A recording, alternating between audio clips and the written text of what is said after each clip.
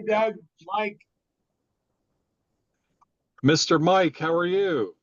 doing great. My grandkids are coming from Tucson, too. I'm in the same Oh, boat as you. oh, okay. You mean they're coming Good boat. today? Fantastic. They're So, coming. hey everybody. My name is Doug Brunke. I am the founder and CEO of Global Chamber, and I'm driving. I'm sorry. I'm going to put it on the camera off so I can not be getting a ticket. Hopefully, we are here at League of Opportunities Part One. And we love this because it spotlights members of Global Chamber and those of you who have been asked to speak. Thank you. We look forward to hearing your conversation. The whole purpose of this is to give you the opportunity to gain exposure for things that are new and for us to learn more about opportunities so that we might be able to either engage ourselves or connect somebody else into it. It could be a deal, it could be a project, it could be some other thing that's going to benefit the global tribe, and we're all about that. So, because I am driving here in downtown Santa Monica, as it turns out, I'd like to turn this over per global chamber type stuff to Cesar Trabanco in Puerto Rico. And I think as Larry was asking, people are from all over the world. That's the global chamber. We're all about Oh, helping people anywhere in the world be more successful with their business, especially cross regional and cross border. That today is a little trickier than it was a few months ago. There's mostly more difficult things going on. We're hoping a lot of those things get resolved. I will say that, and I probably need to talk to Mike Patterson about this because Mike, I've started to talk to people in Russia again. And that may not even be legal, and it probably isn't. I'm about to do like there we were rushing toward doing a deal, and in a meeting this morning, I was explaining it, and as I was explaining it, I was thinking, this is probably something I need to talk to Mike about, whether I, this I is think you, something I Doug, I think you can talk. I yeah. think I don't know what the nature of the deal is, but I mean, if you're selling cocaine to Russia, I think yeah, we need to talk. But depending on what else you're doing, normal business, I think there are probably some trade restrictions, yes, but you're probably okay just talking to him about it under NDA or something like that. Well, we're signing up chapters, and so I'm pretty sure we Oh, can't do that yet. So we'll get to that, but I will chat with Hey, you about the details of that. I'm not going to sign a hey, contract with hey, someone in Doug. Russia. Yes. This is Pankaj from GTC. Too much background Hey. news. I met Johnson as well as whole team last 4 days. I'll be just listening. I don't want to disrupt. I'll be here next 1 hour only listening mode. Pankaj Pramanik from GTC.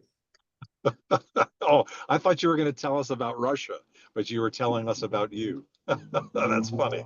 So, hey, thank you, Pankaj. You're amazing, and I love meeting you at CES and at the Semiconductor Summit.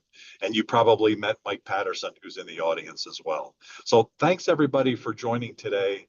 I'm going to turn it over now to the amazing Cesar Trabanco, who will introduce the first couple of speakers, and then I'll be back and be able to talk more. Cesar, how are you? Hi, Doug. Hi there, everyone. I'm doing well. It's already dark in here. I see a lot of light there when you are driving. So that's interesting about this. We got people from all over the world, and that's what makes it magical. I would like to start with Eduardo Gonzalez. Eduardo, I know, sorry because of that. Um, Sorry for that.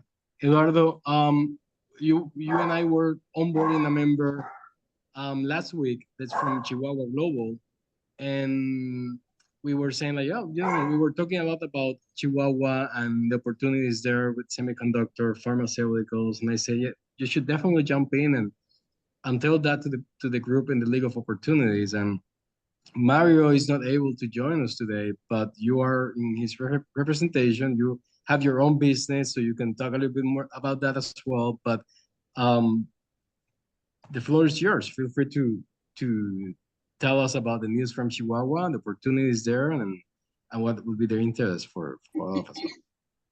Hey, Cesar, could I just interject?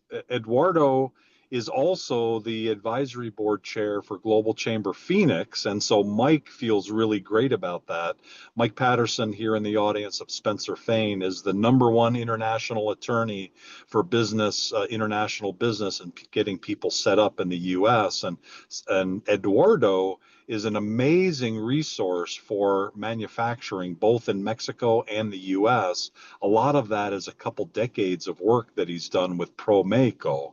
And that work allowed him to meet hundreds, probably thousands of manufacturers. So if you know someone who's interested in getting into that world, Eduardo knows everybody. And part of that connectivity came in through Chihuahua.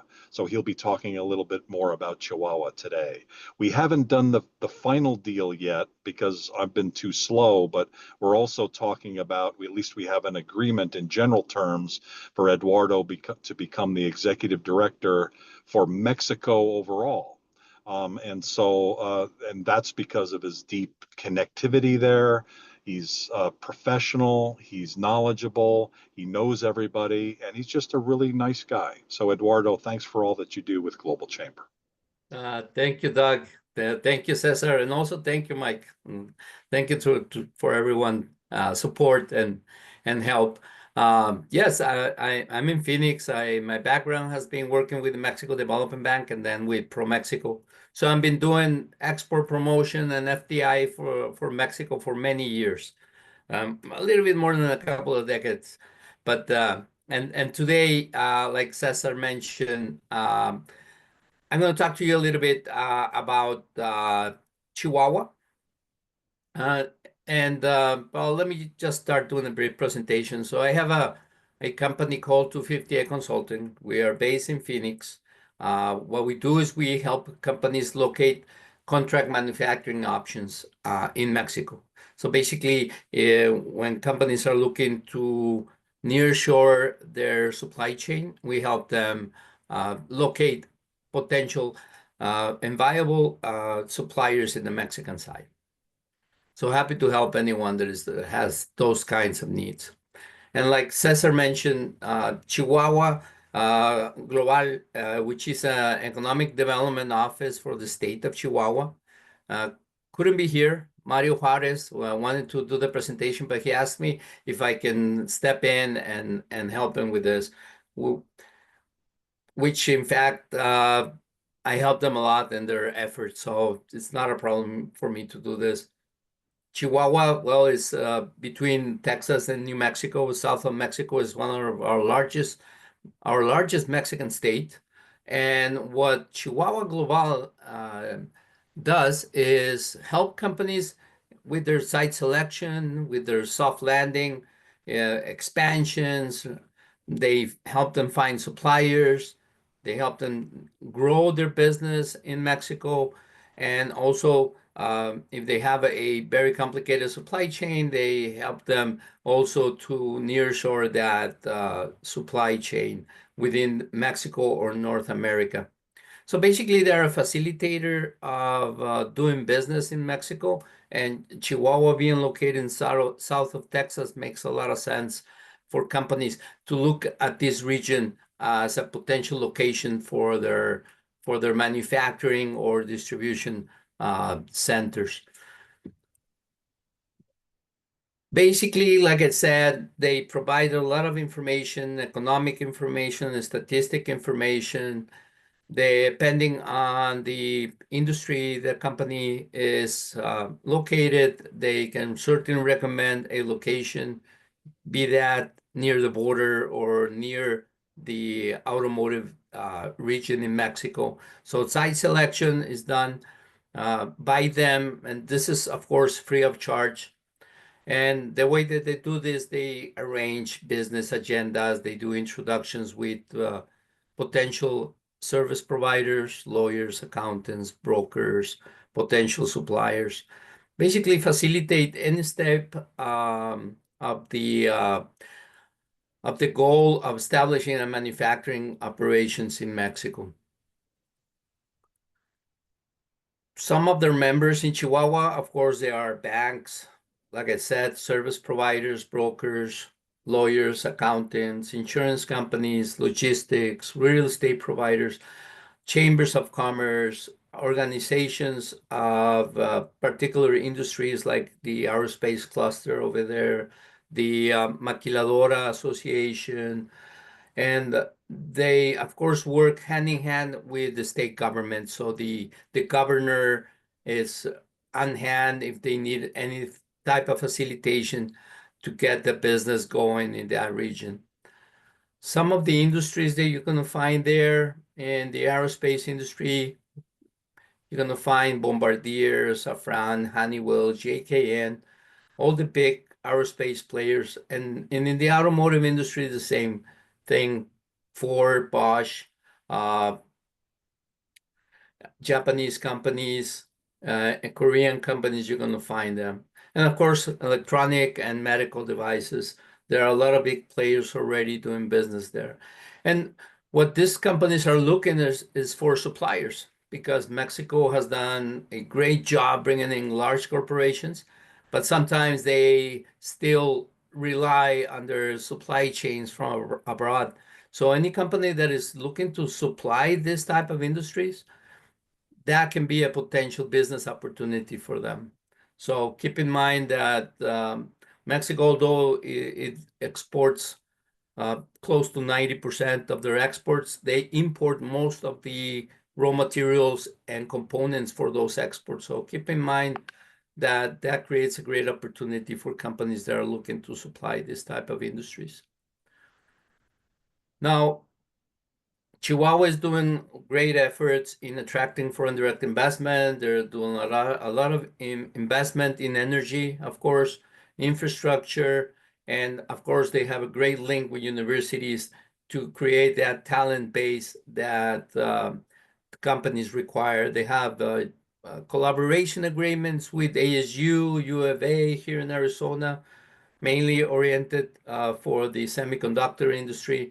So they're really interested in this region. They're really keen in inviting companies from Arizona to go and visit Chihuahua. And I won't be surprised that they can get some particular incentives if they are interested in that particular region. So what does Chihuahua want currently in Arizona? Of course, everything's around semiconductors, right? But any type of manufacturing, any type of product that's intensive in labor, that has a very high labor component, it's a great fit for Chihuahua. Any company that is looking to sell into the Mexican market, 130 million consumers, it's also a great fit. But of course, semiconductors right now is what we're it's more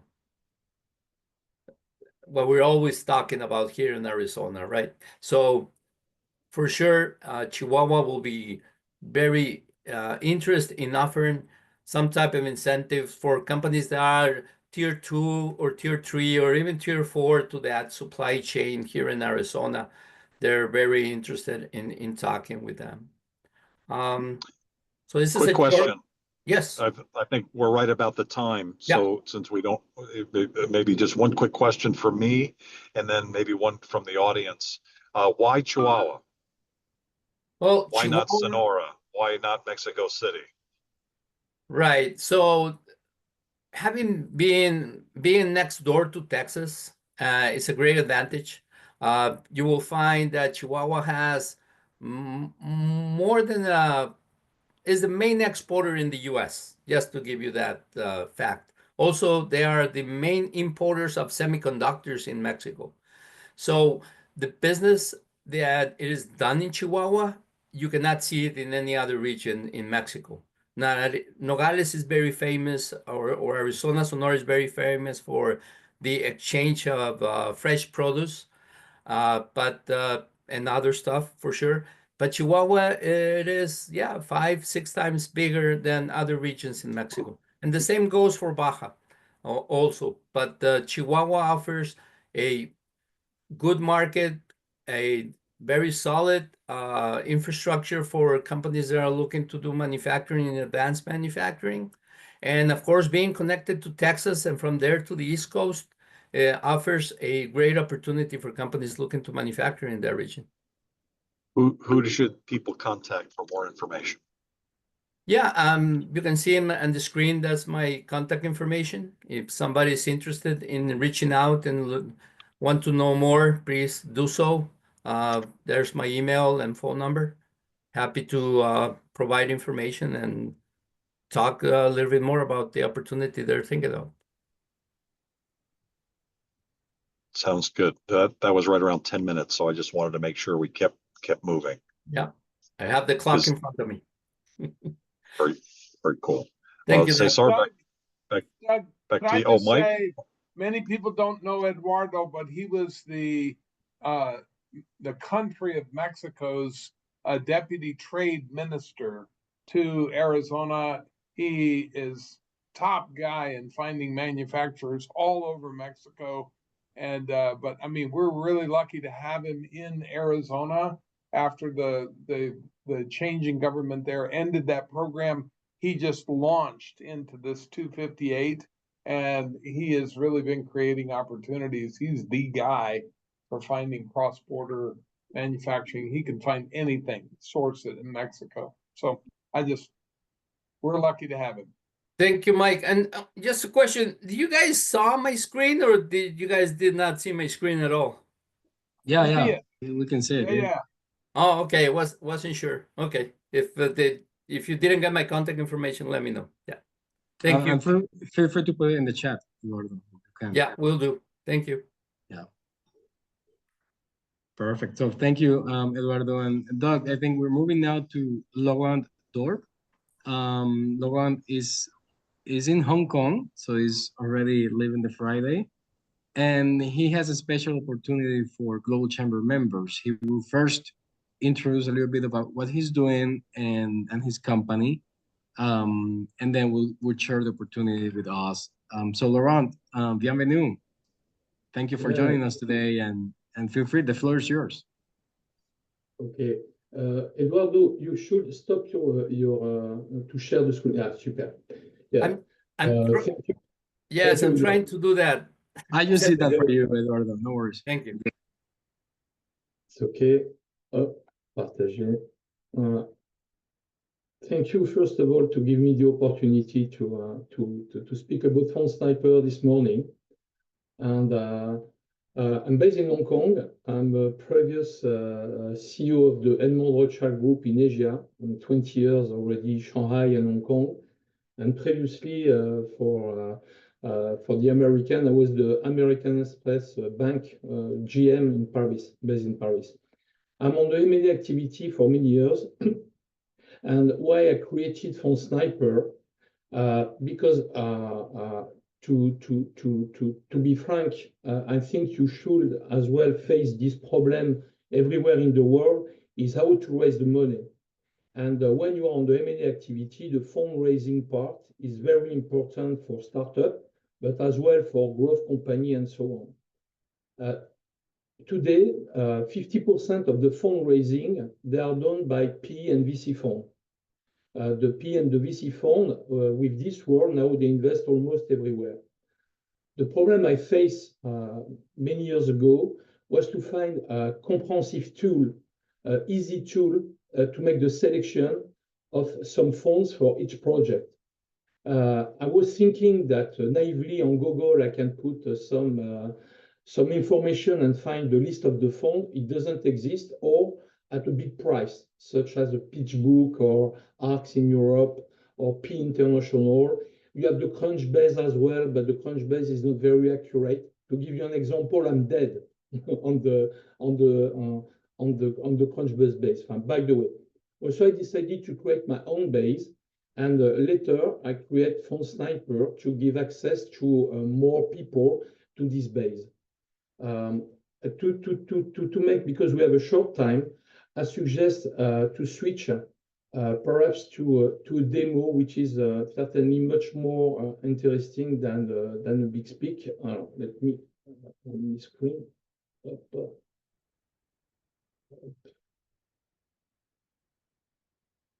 Oh, of course, I cannot find any more my things.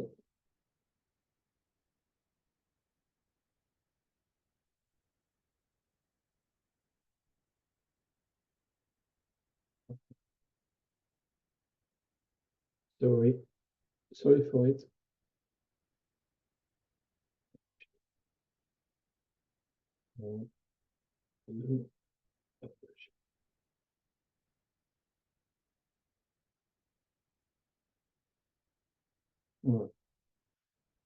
Also, I created this search engine who permit to easily to find any fund between the database of 18,500 P and VC fund, and to have access as well to 20,000 contact in charge of it. To make perhaps a demo to show you how it works. Well, AI today is very hot. United States. Ticket size 5-10 million, fund type venture capital, early stage, church. Just to show you how it's accurate and how it's easy. For example, for this large church, I find more than 1,000 funds matching this criteria. Fund invested in IT, in EI, based in US, invested in US, by the way, a ticket between 5 to 10 million USD, VC and early stage. I will take this one. For each fund, you have information about the funds. You have access directly to the LinkedIn on the website. You have all the criteria of the investment, and you have the team as well. For example, you have Figo Zhang is a partner, Jeffrey Lee. Also, you can contact them by clicking on their email, and you go directly, you can send an email or their LinkedIn.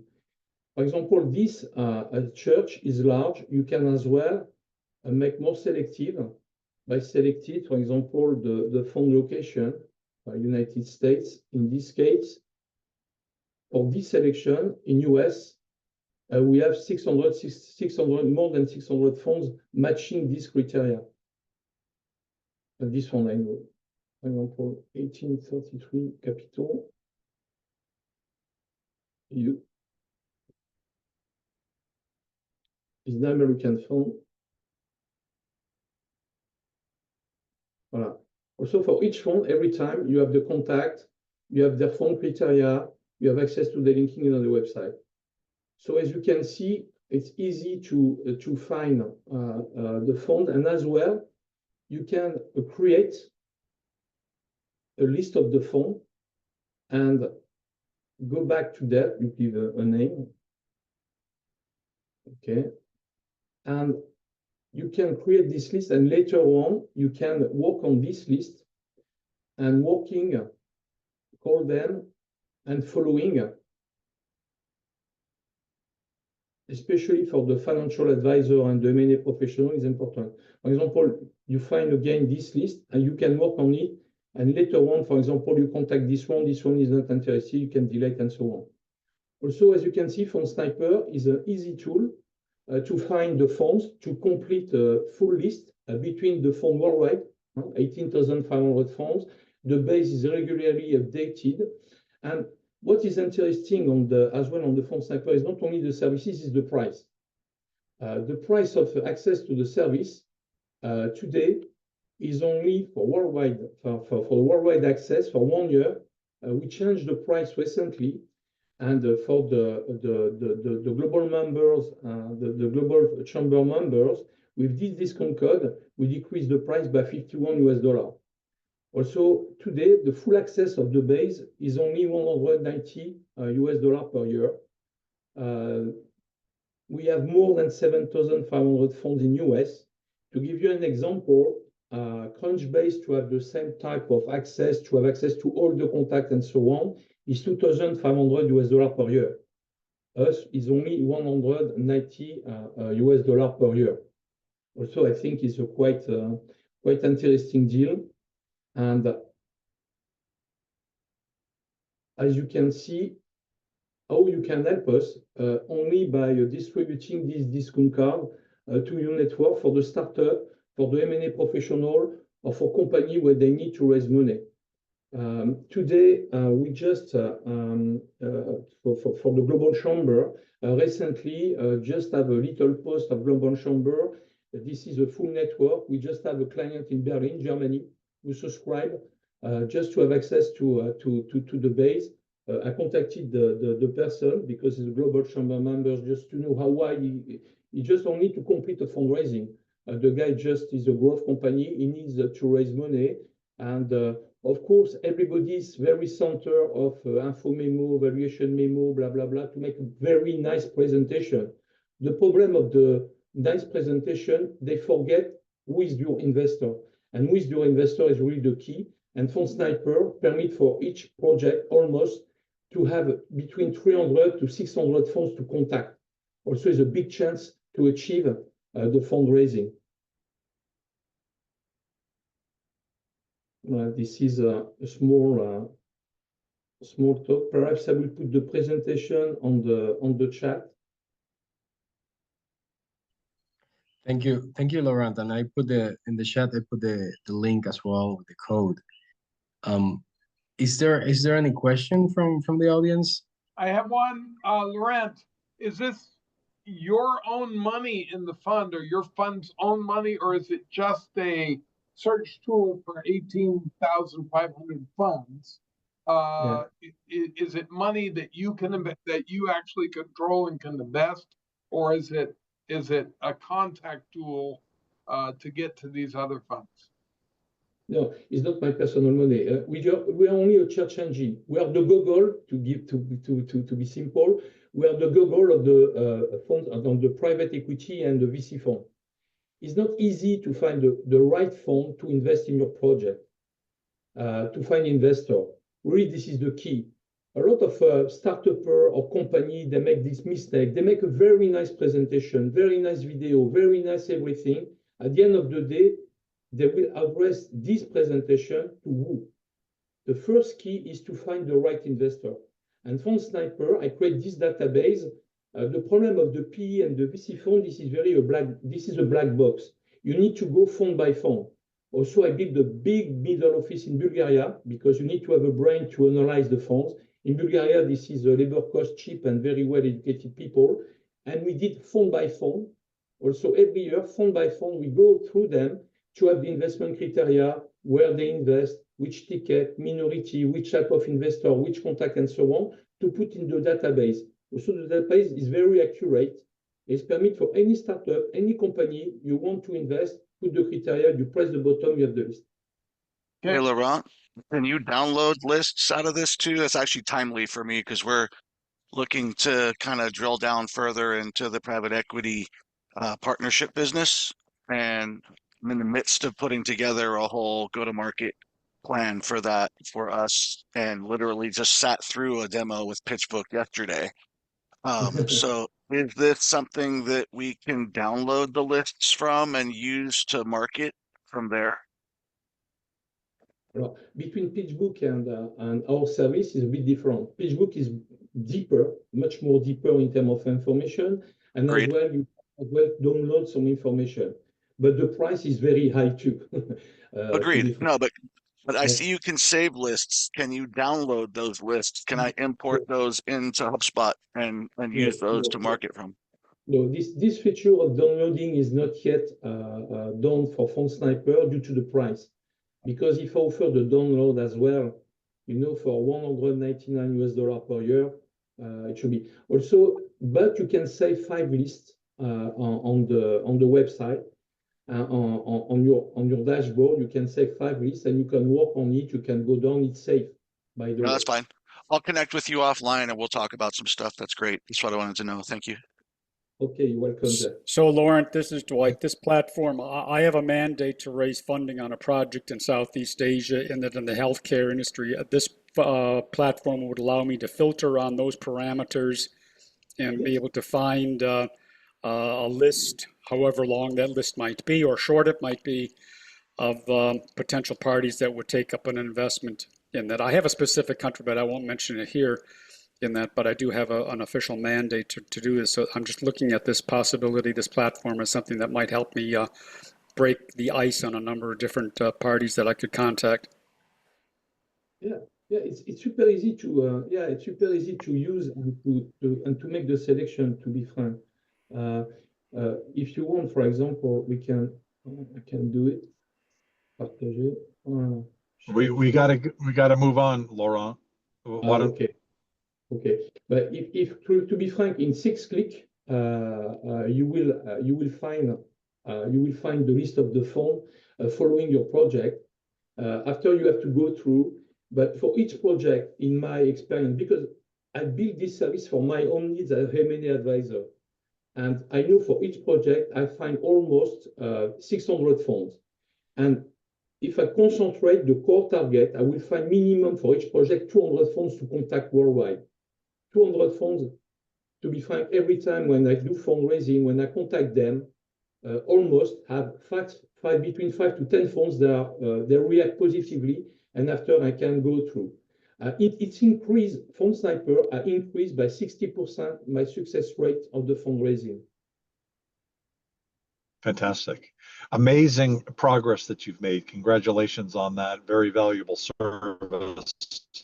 Looks like we've got a number of people interested in this, and on my phone, I'm seeing the emails being sent from Cesar connecting Laurent with many of you. So thank you so much, Laurent. Happy Friday for you. We're gonna move around the room, and since Jeff, you already had some questions there, let's shift over to you in the Bay Area. You're going to be talking about TopSource. So I'm wondering if you could take maybe 5 minutes and save a little time for questions. Would that work for you? Absolutely. Yeah. Thanks again, Doug. And absolutely give me a call whenever you're ready. Fire me a text message. We'll figure out a time to talk offline. Hello, everybody. My name is Jeffrey Olson. Jeff's been a member of Global Chamber. Oh, Go ahead. oh, I'm sorry.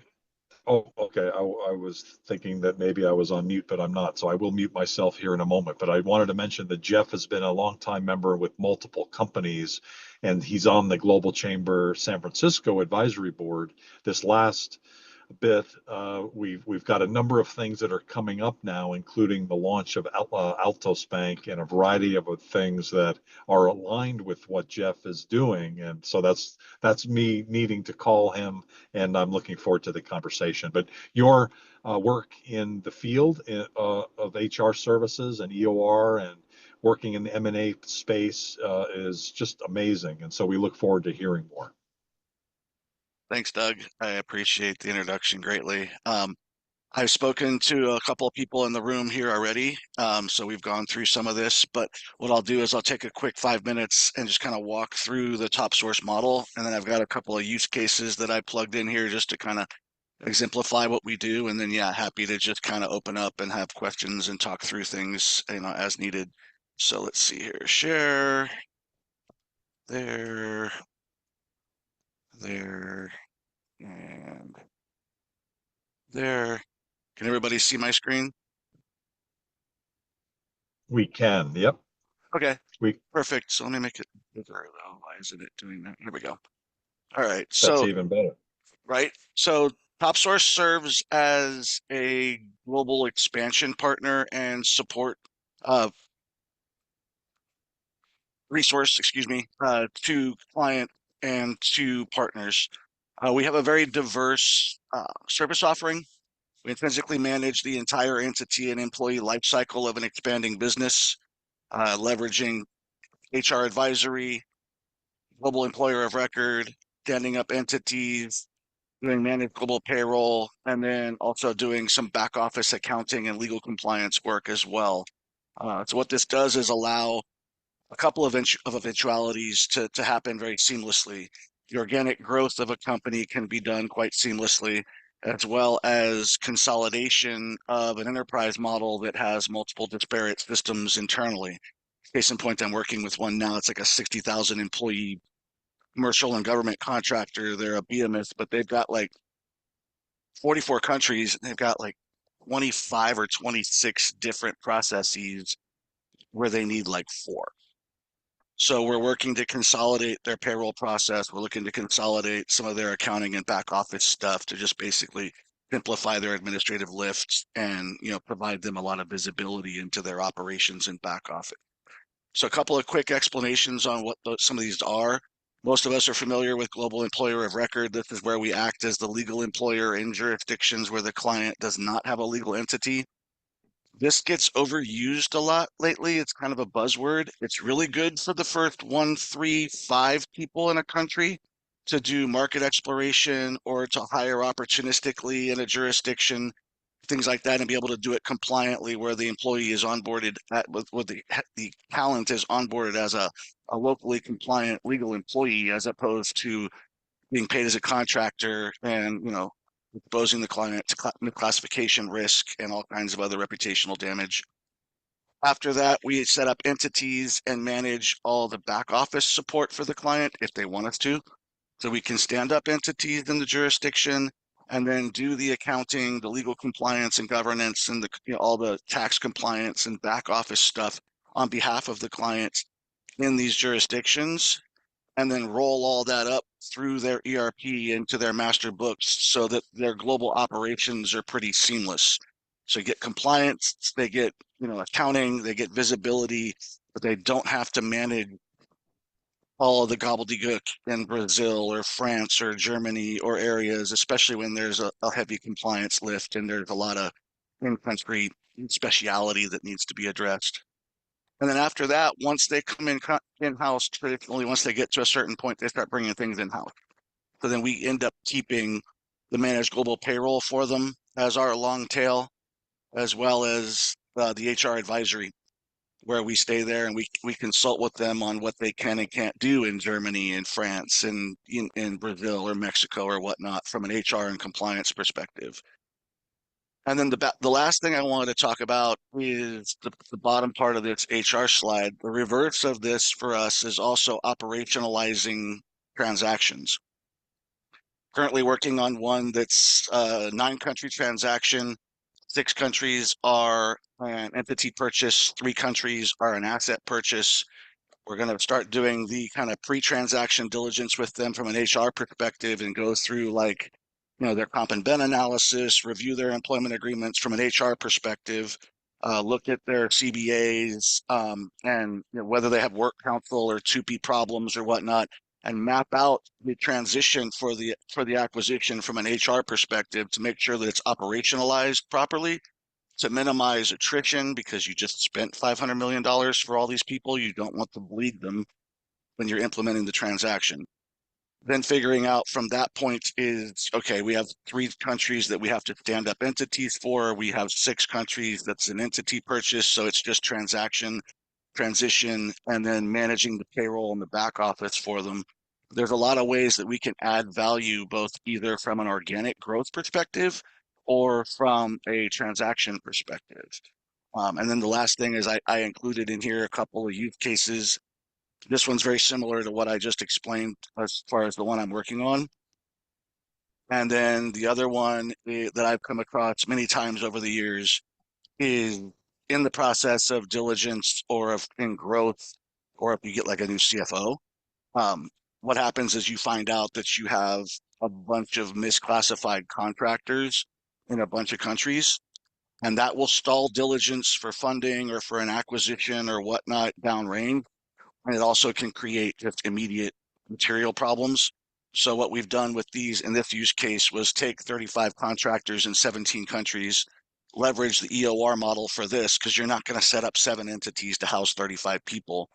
But at the same token, they're not contractors. They're engaged as employees. They use company property. They have email addresses. They have hours. They attend meetings. They do all the stuff that employees do. So they failed the classification test. They were definitely considered employees. So we onboarded those onto the EOR model, mitigated that risk for the client, made sure that the employees now had access to statutory benefits. They had access to their pension contributions and all that. Solve the problem. So that's kind of a high level on what we do.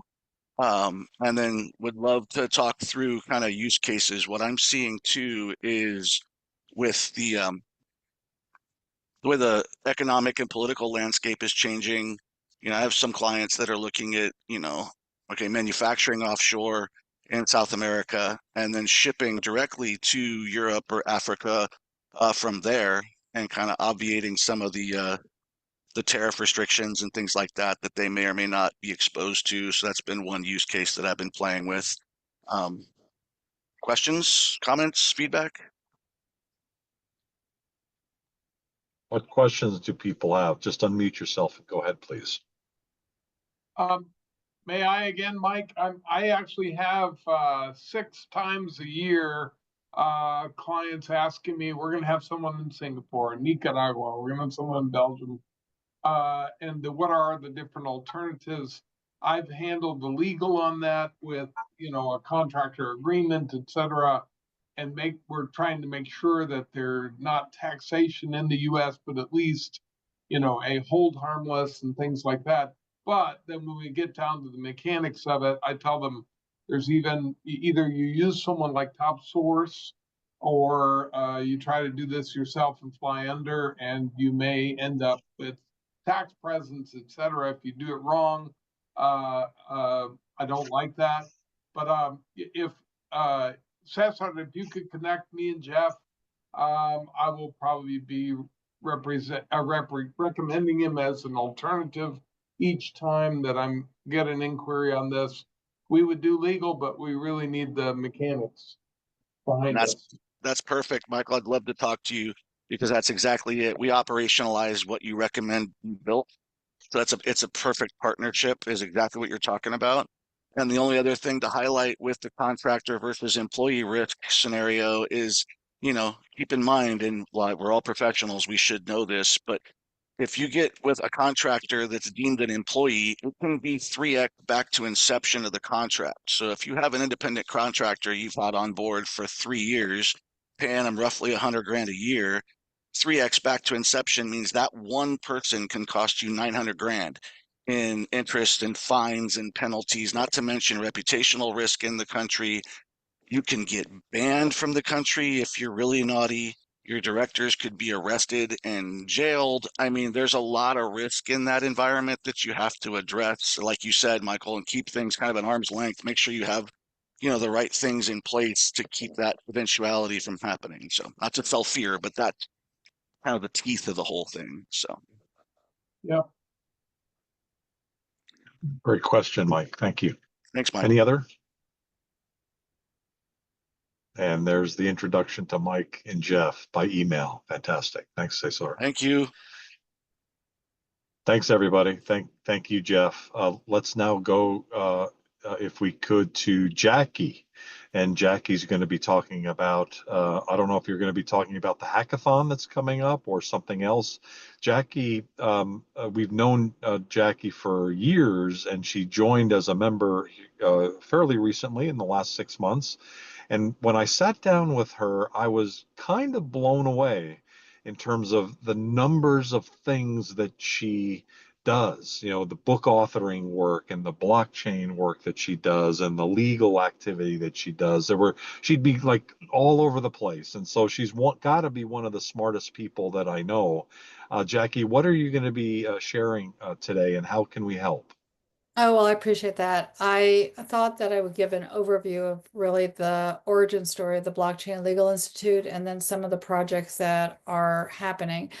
And one of them actually is happening tomorrow because I'm actually hosting a global summit. So I think I'll share that first, just because I was working on it a little bit before I hopped on the Zoom and everything else like that. So the global summit, the Blockchain Legal Institute got started about 2 years ago, thereabouts. We decided we were going to have 2 global summits virtual every year. One in October and one in March, and each one has had a different topic. And we've had the Premier of Bermuda on as a keynote, the President of Liberland on as another keynote. This summit is actually going to be about global sandboxes, SROs, and economic zones. And we have the leadership from Rio Digital. They're based in Japan. Who are going to be the keynote and endnote. And the reason why we decided we do have a strategic partnership with them, but they actually have a very interesting ecosystem that they've created. So they're going to be talking about their experience of working within Japan, as well as other areas, but the speakers are from around the world. And we have, again, the president of Liberland. We have Dr. Clara Guru, she's Liechtenstein. We have from Europe, we have Qatar. We have Hester. I interviewed Commissioner Hester Peirce, actually, and so her interview will be recorded, but because she actually tomorrow has a crypto task force that meeting that's happening. But we have a variety of individuals who from around the world talking both from the entrepreneur side, from the government side, from the legal side. So, if you're not sure what a self-regulatory organization is, or you're not sure what a sandbox is, or how to stay compliant, or what an economic zone is, or what's going on around the world in terms of these various entities and how it could benefit the businesses that you represent, then it would be really, I think, interesting for you to hop on. Will be live streamed from our website, the Blockchain Legal Institute. So I'll share that right now. And the Blockchain Legal Institute actually is the reason why I created it is it's a centralized library of decentralized resources, because within this space, I've been in the blockchain space for about 10 years. I struggled to find resources to educate myself. And so I decided to create the library so that way others could also, find resources. And just like the Global Chamber, you don't always know the resources that are in your backyard unless you are kind of networking or at conferences. So that's what the library is about. So we have information about news, we have different tools, AI, cryptocurrency, blockchain. I'm going to go back over here because I didn't mean to kind of go back out of that. We have the laws from the states, laws from around the world, even though not all 193 countries are listed yet, different associations. We have a vertical for accountants and attorneys to build vocabulary. And again, we're having 2 different summits, and the historic summits are recorded, even though it's live streamed, so you can actually use them as background building. I'll get to the hackathon in a quick second. Also about, again, vocabulary and understanding. So we're doing continuing legal education because, again, this space is all about knowing what you don't know. And sometimes you have a client come through the door and all of a sudden you realize you need some help in understanding how to help them with a will that involves cryptocurrency, or, a business plan that might involve some innovative tech, and what are the copyright, what are the intellectual property. So on our front page, we have a variety of news press releases, and then we have historic ones here. So there's a lot of different things that are happening in our community. And so we're trying to always highlight some of the new things that people might not normally see. And then we do a variety of summits and educational. And we have also started another project called the Digital Asset Regulatory Authority, which is actually an SRO, a grassroots initiative to bring the community together to ask questions and learn. And one of the exciting niches that we have is we started in February, I guess it was, an Attorney General working group. So we have different attorney generals hopping on to find out more about digital assets and blockchain. And some of them are very knowledgeable, some of them not so much. And they're asking, it's a safe spot for them to ask questions and to get resources. And then they tell us what they want us to research each month. And we will do the research and come back with the answers and keep it going like that. So I'm really excited about that. The hackathon is something that I'm not a hacker, I'm not a coder, but I like science and tech. And my background's law, but it's also in education. And I am a partner coach and law group. But my co-founder is in the tech side. And so he's gotten me involved in various hackathons. And I realized the importance of the hackathons in terms of building and creating products and tools that are the underlying need for regulators, for law firms, for everyone within this industry. So the hackathon, the Legal Tech Hackathon, it's our first year. We already have Constellation and ICP, which is part of Dfinity, as 2 of the protocols that are providing bounties for. More will be hopping on. We're going to be listing it on Dora Hacks, which is one of the international platforms where hackathons can be listed. The ways that, again, anyone within the chamber, if you would like to become a business sponsor, to have your logo on so people can see who you are, to reach out to you, to do business with you, you're available to do that. And again, this hackathon is unusual because it actually lasts 6 months. So what happens is that it's going to go live for developers in June. The projects will end submission October 31st because we're going to be working with universities and others. And then judging is November and December with the bounties awarded at the end of December. And we'll also have, just like we're having a summit tomorrow, we'll have an award ceremony so people can see the projects and learn more about the innovation that's in our space. So one other Okay. I just want to quickly mention is the Maryland Blockchain Association. So because I'm in Maryland, again, it's not just international, it's backyard, and I didn't know what was in my backyard. So I decided, okay, let me start an association to help network with people. And that's where we are. So with that, I've been able to actually go down to the Maryland General Assembly and testify on behalf of some of the blockchain task force bills and others. And we actually just recently signed an agreement with Capital Technology University. So we're partnering with them to actually create a blockchain center here in Maryland.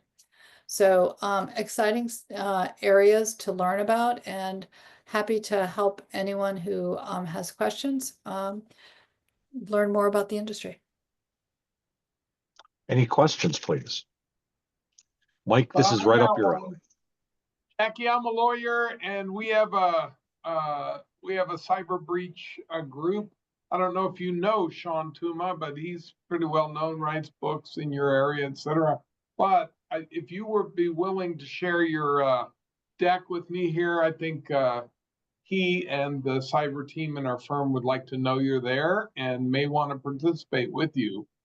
Yep, that'd be great. We'd love to, connect with a lot of different, both from law to business. I mean, that's the whole purpose of what the Institute's all about. Does Cesar have your deck from today to share, or does he need to introduce and you send it to him? No, I'm happy to share it with everyone. So yeah, not a problem. I can do it through email for sure. Cesar, could you just Great. copy both of us so she has mine and no worries? Thank you. Mike, and thank you, Jackie. Any final comment? On my side, no. There's always Okay, projects cool. going on, So we've got about 3 or 4 minutes left, and so Mike, you've been talking a little bit. I'm not sure you've introduced yourself. Could you mention about Spencer Fane and what you do? Just a minute. My name's Mike Patterson, and I sing in a band. I'm the hijo de Pablo. Oh, you want to know about my law career? Excuse me. I do sing in a band in Spanish, but I am a lawyer. Yes, he does, and he's damn good. We're 600 lawyers in 30 cities across the U.S., and I'm in the best city, Phoenix.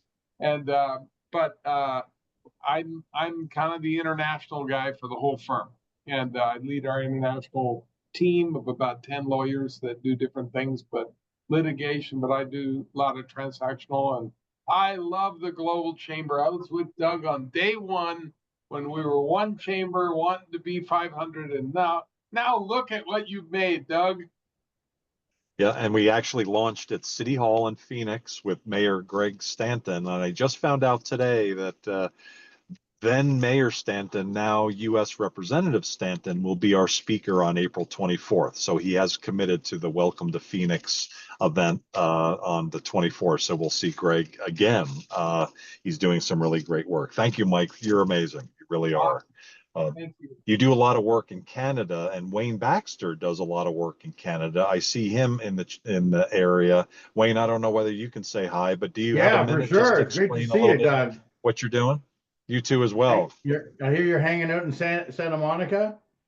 I'm in Mar Vista right now. I drove over. There you go. So we're just wrapping up. We only have about a minute for you. Can you just say hi?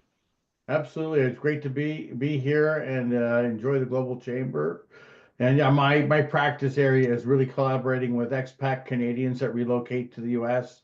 or inherit money from Canada, or for folks who are moving from the US to Canada.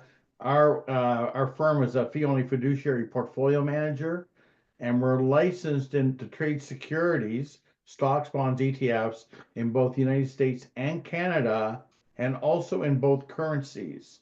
So people inheriting money from Canada do not have to convert their dollars to US dollars if they retain our firm to assist them. And also we provide them with wealth management advice as well as the portfolio management service. And yeah, great to be here. And thanks for calling on me, Doug. Very nice of you. It's amazing. So Cesar, I'd like to have you do the last word because probably we forgot someone or there's something you want to mention. Thank you so much for getting us all together today and making so many connections today already. How would you like to conclude today? Thank you, Doug. And I don't think we miss anyone in terms of the speakers. I really appreciate Eduardo, Laurent, Jackie, and Jeff for taking their time and present what they're doing and their offers. And so we've been making some connections already. We have a process now, and we have someone helping us in the process, which is pretty cool. We have Sophie. Maybe some of you already have heard from Sophie, and so the idea is to create a couple more connections after the call. For all of you that can join tomorrow in 15 hours, we have this part 2, and it's going to be busier. We have, I think, 5 to 6 members presenting, and so that's, you know, the same dynamic, the same type of event, just at a different time. You're more than welcome to join us. Thanks again, everybody. Really appreciate it. Have hope, like Mark Cohen. There's a lot going on in the world, but stay with your feet on the ground like Mark. And all of you, if you have challenges or you have issues, if there's anything you need, just reach out to any of us. We're happy to help. Thanks, everybody. Thank you, everyone. Thank you, Thanks. Doug. Thank you, everyone. Thanks, Doug, Doug. you rock. Have a good night. Good night.